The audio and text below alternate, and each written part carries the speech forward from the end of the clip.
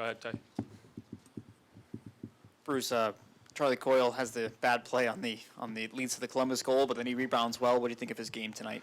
I thought he was good. Obviously, it's not a play we were, at the time we wanted to go back. I thought in the second period we started doing a little bit of that, gave them some life by not keep playing north, playing behind them. But listen, all year we're a resilient group. We talk about focusing on the next shift, or if it's a bad game, the next game. I think the guys have been very good at that, trying to stay in the moment, moving on. Clearly he wanted to atone, and he did. Obviously Marcus made some great plays, but he had to finish them. So secondary scoring, something we need. We lacked at times this year, and we seem to have found it now. It's really helped us, and the timing of it's been terrific. And he was a big part of that tonight, so very happy for him. He's a hard-working guy, and like I said, happy they got rewarded. Tim? Two trade deadline acquisitions, Johansson and Coyle obviously was there on the game winner. But what's that been like seeing their chemistry in person? Well, it's starting to develop. Obviously, that second goal is a all-world play and shot ready, Charlie. We've talked about Marcus, right? He had an injury here early with us, then he had 6, so he hasn't had time to really develop a lot of that. Practice time's limited down at the end of the year, so he's got to do it on the fly. They all made a great play. If you go back to the start of it, Dant wins a puck on the wall. Charlie outlets to Marcus. He flips it out. Dant stays on side. So not only for a coach and any team that plays the way we do, we like to see offense being rewarded with good defensive play, good structure. So that's even that. It's great. It'll be a great video teaching point for young guys that come in here. How they were in good spots. They won a puck, and then your skill takes over at the other end. Fluto?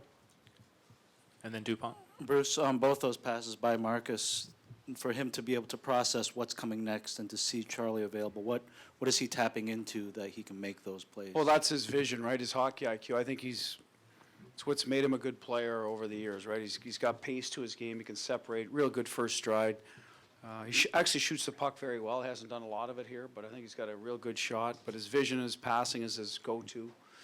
So trying to find the right guys to play with. You saw it the first game with Krejci and DeBrusk. It was more of a line rush game. Playoffs, unfortunately, some of that goes away. But tonight he was there and he made the plays when he had to. So that's just a God-given ability to see the ice and have the timing to know where the guy's going to, like a quarterback throwing to a receiver in motion, right, where they're going to be, where to put it in his wheelhouse. And, the last one, still got to get it under a stick, through a leg, on his tape by Bobrovsky, who, as we saw, is very athletic with some of the saves he made tonight. So that one looked easy, like a simple backdoor pass, but I think he really had to thread it, and he did. Dupes, third row to the left.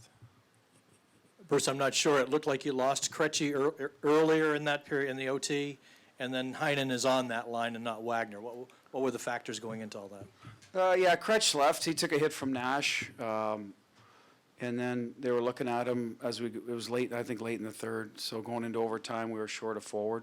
So Heinen goes up because just the domino effect. I think we double shifted Coyle the first time through, moved Pasta up. So I think he had maybe DeBrusk and Heinen, then we had Wagner and Johansson, so it was just in between. That was just a little bit of moving the pieces around.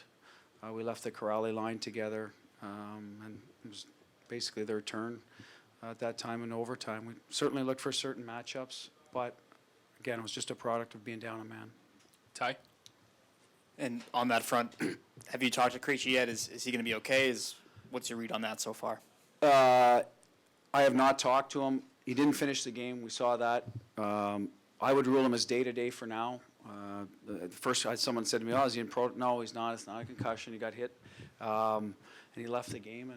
And by the time that he was available to come back, the game's over. So we'll see how he is in the morning. Hopefully, have an update for you then if it's anything more serious than day-to-day.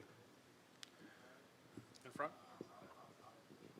Let's talk about significance of winning game one. You look at last series. You lost game one, still won the series, but sure nice to win game one, isn't it? It is, because I thought we played well enough to win. I thought we were clearly the better team in the first period. The residual effect of, the emotional win in Game 7, they had time off. That can go either way. Usually, it's hard to find your game when you have that much time up, the intensity level. I believe it'll help him in the long run, obviously, with the rest. You get to heal. So we tried to take advantage of that early. Just, I don't think we had much puck luck, to be honest with you, around the front of the net early. He made some big saves. They got some puck luck. We stuck with it. I think every game is important, but when you play well, and if we had not gone our way tonight, you're going to be a little hard on yourself because it's one we felt that maybe I don't want to say gave away because that's disrespectful, but one that we were the better team and you don't win, so those are always tough. But like I said, we lost game one. We won the series against Toronto. Last year we won game one against Tampa, round two. We didn't win the series. So for me, it's one game.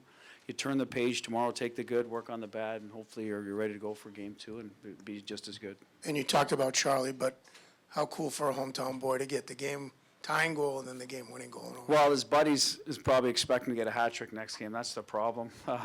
But listen, he's got to be excited. He's been, I think in Minnesota, they didn't have much luck in terms of getting to the second round, so he's probably excited. He's advancing. Now you're at home. Now you're the hero of the game. So I think it's awesome. Good for him. Great story. Hopefully Wagner's next. Sean? Coach, over here, Coach. You used the word a few minutes ago, resilient, and we hear that a lot in the room as well. What is it about this team that has that resilience permeate through the room from game to game? As you said, went down 2-1 tonight. No one panicked, just kept plugging away and had the confidence that it has. Well, I think it starts with our leadership group. You go back to their most successful season with that core group. They were down 2-0 at home, to Vancouver. They came back. They won a Stanley Cup. They know what it takes. They know what it takes. It's not the end of the world to have things not go your way right away. You have to work hard to correct it, play the right way. So I credit it all to the guys in the room. As a staff, we've read off them, so we try to be the same way. Listen, of course you get upset. Something doesn't go your way. We're not playing the right way, and then we move on. We address it. Hey, let's get back to the way we need to play. And I just think it's the guys that go over the boards. They start that process again. Those guys that are going over the boards are generally the Bergies, the Krejcis, the Charas, and then the guys that snowballs from there. They the rest of the soldiers kind of fall in line, and off you go. Take two more. Butch, kind of parlaying off of that, talking about the secondary scoring. 7 of the last 8 goals have come from those bottom 6 guys. So if those soldiers are doing those jobs, what does it do for those guys who are the leaders on the team? Well, they're appreciative because it's a team game.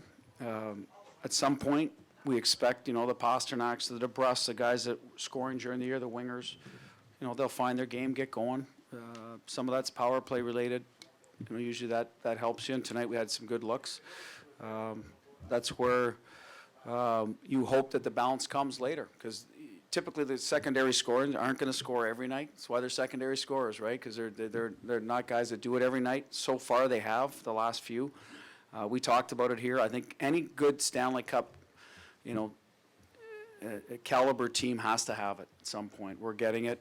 We need it. And then, like I said, when the other guys fall into place, that's when you really become dangerous. And that's obviously our hope is that the guys that were scoring during the year on a consistent level will get back to that level, and the secondary guys will pitch in when they need to. They're still doing it. Look at the penalty kill tonight. Great job by those guys in the bottom of the lineup. Not only they scored, they killed there was a 50% power play going into this game for Columbus, and we killed every one. So they did a hell of a job in that area too. So not only did what they always do well, and they pitched in scoring. So good for us.